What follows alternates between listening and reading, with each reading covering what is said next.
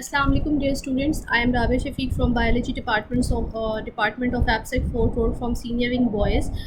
Today we are going to start the new chapter of your book, that is homeostasis. In this chapter, we will discuss the homeostatic mechanisms that are responsible for the maintenance of body temperature, that is responsible for the maintenance of water concentration and solute concentration in the body of the living organism.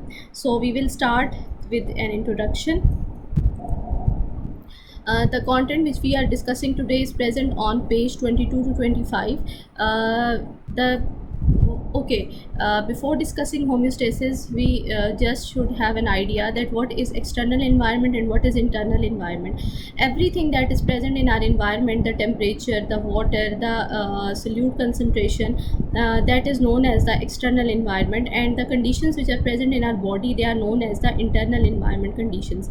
So there are two types of environment: the internal environment and the external environment. Internal environment of the organism consists of interstitial fluid and circulating body fluid. The interstitial fluid is the fluid that is present in intercellular spaces, and circulating body fluid is present in our blood vessels, in vessels in the vascular system, and they are responsible for the transport of oxygen and food to all parts of the body.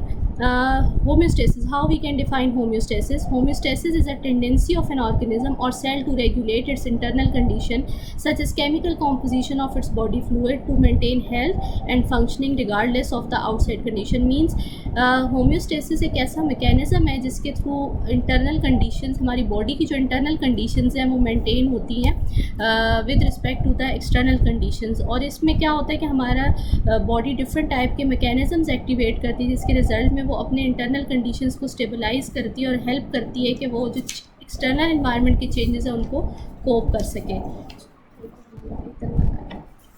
The mechanism of homeostasis. There are factors that are influenced by external environment, and there are variables, for example body temperature, water concentration and solute composition.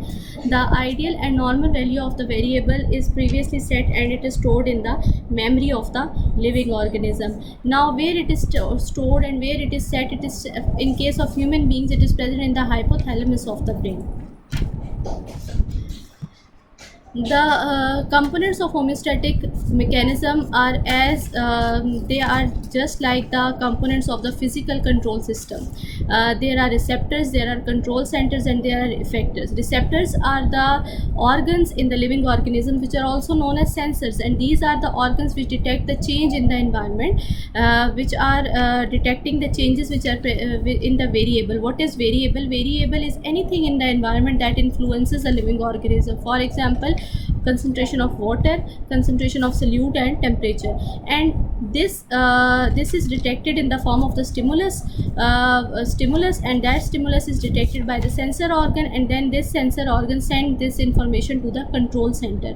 Control center is also known as integrator, because it is the organ which is responsible to manipulate the data which has came from the receptor organ, and then it will detect, then the control center will show response according to the change in the variable that is detected by the receptor organ. In case of human beings, hypothalamus is a control center. Then control center will direct the effector organs to activate different type of mechanism that have effect on the variable. For example, if the temperature is very high in the environment, your skin is receptor, it will detect the change, then that change is sent to the control system center, to the hypothalamus of your brain.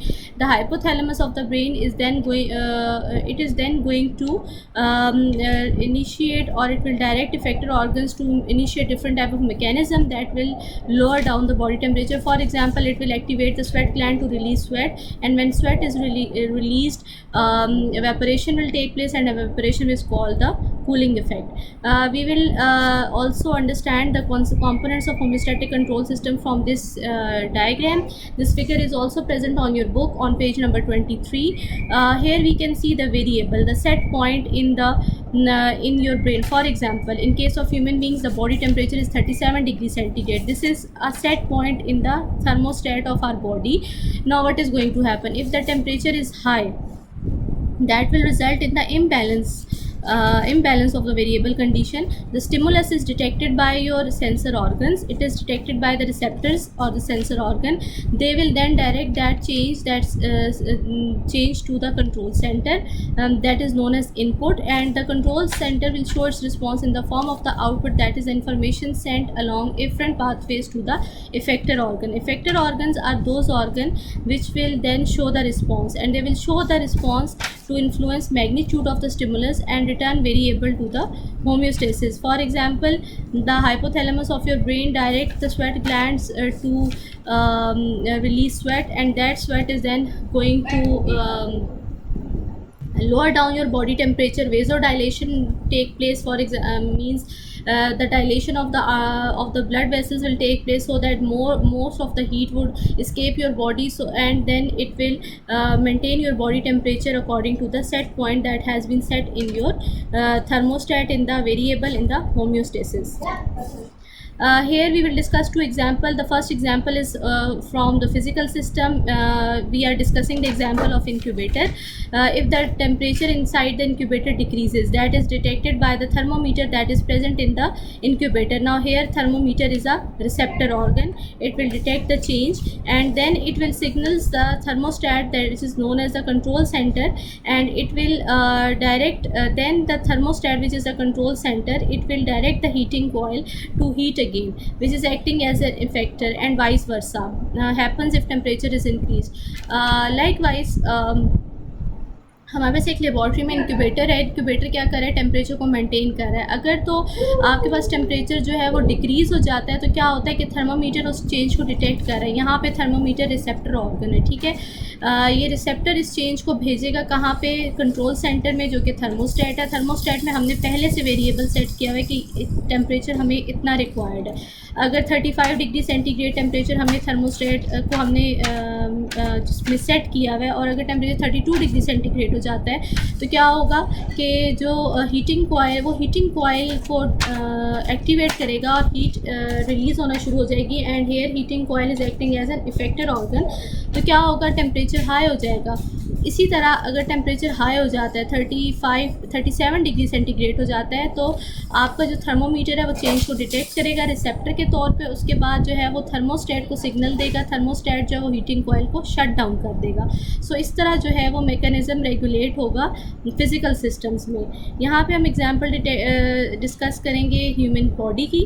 Human body thermo receptors जो हैं, they are involved in the detection of the temperature change, ठीक है. These are the receptor organs. Hypothalamus जो है that is a thermostat of your body, जहाँ पे variable की value set है, that is 37 degree centigrade. Hypothalamus change को detect करेगा और इन्वायरमेंट में भिजवा देगा, और डिफरेंट मैकेनिज्म्स एक्टिवेट करेगा for cooling and heating. In hot temperature, sweat glands are activated, and when temperature is low, shivering thermogenesis take place that will cause the temperature of the body to arise or to get high. So in that case we can see that how the temperature has been regulated. Now, feedback mechanisms. Feedback mechanisms are the mechanisms that consist of a cycle of event in which information about a change is feed back into the system so that the regulator can control the process. Or we can say that the feedback mechanism involve a biological process, a signal or a mechanism that will initiate or that will inhibit a process. एक आपकी body के अंदर एक process, जो feedback mechanisms ऐसे mechanisms हैं जो कि आपकी बॉडी के अंदर प्रोसेसेस को या तो एक्सेलरेट करते हैं या फिर उसको स्लो डाउन करते हैं. दो तरह के फीडबैक मैकेनिज़म्स प्रेजेंट है, negative feedback mechanism and the positive feedback mechanism. Negative feedback mechanism the result in the reversal of the direction of the change, and a feedback mechanism that results, or we can say it is a mechanism that results in the inhibition or the slowing down of the process. आपके पास एक process हो रहा है, तो उसका जो result है, अगर वो किसी भी प्रोसेस को रिवर्स कर रहा है या उसको इनहिबिट कर रहा है, that is known as the negative feedback mechanism. और अगर आपके पास कोई प्रोसेस चल रहा है और उस प्रोसेस का आउटपुट जो है वो किसी भी मैकेनिज़्म को इंक्रीज़ कर रहा है या एम्पलीफाई कर रहा है, तो then it is known as positive feedback mechanism.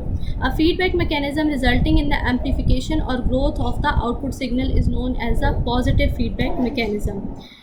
We will discuss examples of negative feedback mechanism and positive feedback mechanism respectively. So negative feedback mechanism, it results in the reversal of the direction of change, or mechanism that is resulting in the inhibition or slowing down of the process is known as the negative feedback mechanism. In negative feedback mechanism, we will discuss the example of the anti